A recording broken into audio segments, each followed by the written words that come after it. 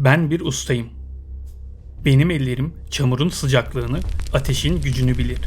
Benim işim düzen, sertlik ve süreklilik. Benim için gerçek pişmiş topraktır. Ama son bir yıldır bütün hayatımın anlamını sorgulatan bir kara leke var. O büyük gemi.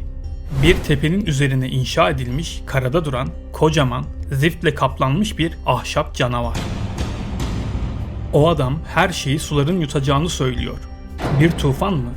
Ben medeniyetin temelini oluşturan kuraklıkla mücadele ederim. Benim için su ya faydalı bir karışımdır ya da nadir bir sel. Ama o gemi o kadar büyük ki her gün güneşin doğuşunu bile gölgeliyor.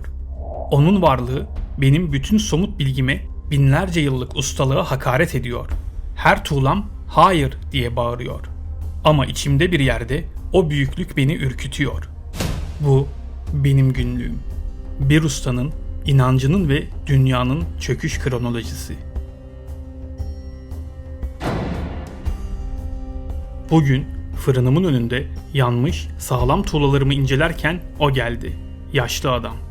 Elinde geminin kaba kerestesinden artan ziftli bir parça vardı. Önüme dikildi. Bana baktı. O bir peygamber gibi konuşuyordu. Ben ise bir tüccar gibi. Bana geminin tamamlandığını söyledi. Ona göre göklerin emriyle inşa edilmişti. Son bir şans sundu. Evlat, gemi tamamlandı. Sana son bir şans sunmaya geldim. 7 günün var. 7 gün sonra bu kapı kapanacak. Gel ve kurtul. Benim evim pişmiş tuğladan. Suya, ateşe, yıllara dayanır. Onun gemisi mi? Sadece bir ağaç yığını. Neden bu kadar kereste harcadı? Bu keresteyle yüzlerce ev inşa edebilirdi. Ben toprağı ateşte sertleştiren adama inanırım. Gökyüzünden gelen sudan korkan birine değil. İnanç görmekle değil, hazırlanmakla başlar evlat. Senin tuğlaların bu medeniyetin duvarlarını ördü. Benim gemim geriye kalanların kaderini taşıyacak. Son defa söylüyorum. O kapı senin tuğla kapından daha sağlam kapanacak. Döndü ve gitti. 7 gün. Ben o 7 günü fırınımı daha da güçlendirmeye, daha fazla tuğla pişirmeye harcadım. İnanç benim için somut olanda gizliydi.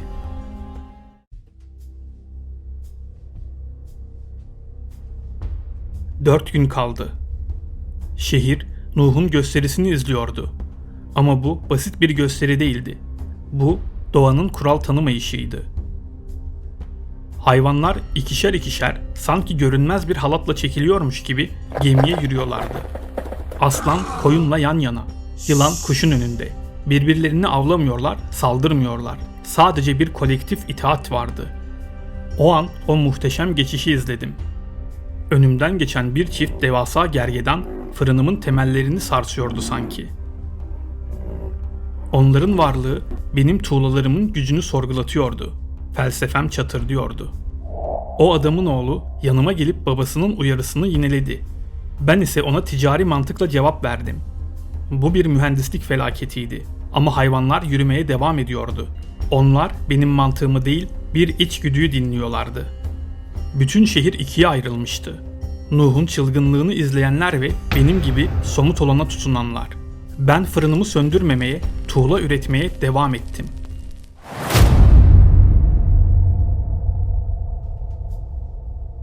Yedi gün geçti. Yağmur yağmadı. Ama rüzgar. Rüzgar fırınımın bacasından ağlayan bir insan sesi gibi geçiyor. Korkunç bir uğultu. Toprak titremeye başladı. Bu sanki toprak nefesini tutuyor. Son hayvan da içeri girdiğinde o yaşlı adam kapının eşiğinde durdu. Son bir kez elini uzattı. Bir an tereddüt ettim. O kereste kapıya doğru bir adım attım. Ama geri çekildim. O an bile gururum ve inancım daha ağır bastı. Bağırdım. Benim tuğlalarımla bir duvar örelim. O adam bu sözüme sadece gözleriyle acıdı. Hızla içeri girdi.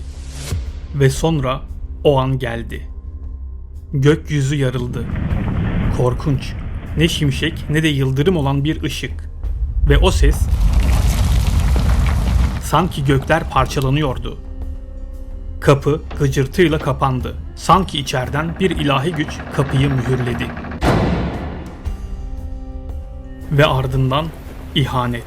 Su sadece yukarıdan gelmedi. yerden geldi. Toprak yarıldı.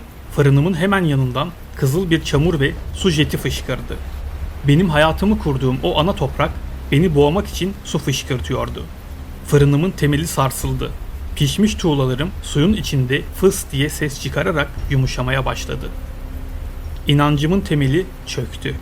Su sadece saniyeler içinde göğsüme kadar ulaştı. Yukarıdan gelen su bir dev nehir gibi iniyordu. Evim, iş yerim, hepsi sudaydı. Kurtuluş. Sevdiklerime doğru yüzmeye çalıştım. Onlar benden daha erken kaçmışlardı. Onların evine ulaştığımda evleri çoktan bir sal gibi yüzüyordu. Çatıya tutunmuşlardı. Onlara bağırdım, nefes nefese. Yanılmışım. Nuh haklıymış. Benim tuğlalarım hepsi çamur oldu. Birlikte bir şeyler yapmalıyız. Bana baktılar. Kabulleniş çökmüştü yüzlerine. Su bir canavar gibi çatıya vuruyordu. O an çatı üzerindeki bir direk koptu. Su sevdiklerimden birini aldı. Gözlerimin önünde kayboluşunu izledim. O an anladım. Benim tuğlalarım suyun üzerinde bizi taşıyacak bir nesne bile olamazdı. Bu bir sel değil. Bu bir yok oluştu.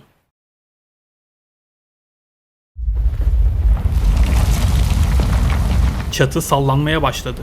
Su artık boynuma kadar dayanıyordu. Son bir çaresizlikle Nuh'un gemisine doğru bağırdım. Nuh, Nuh, kapıyı aç. Yanılmışım. O ahşap kutu. O benim tuğlamdan daha sağlam. Tanrına inanıyorum. Lütfen. Gemi sessizdi. Kapı kapalıydı. Su bizi yuttu. Soğuk, tuzlu su. Bütün vücudumu sarmaladı. Sevdiklerimin elini tutmaya çalıştım. Ama suyun gücü beni onlardan sonsuza dek kopardı. Gözlerim kapandı. Ciğerlerim yanıyor. Hava arıyorum. Su beni yukarı doğru itiyor.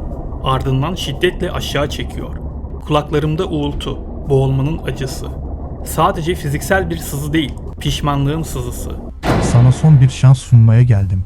7 günün var. Gel ve kurtul. Onun gemisi mi?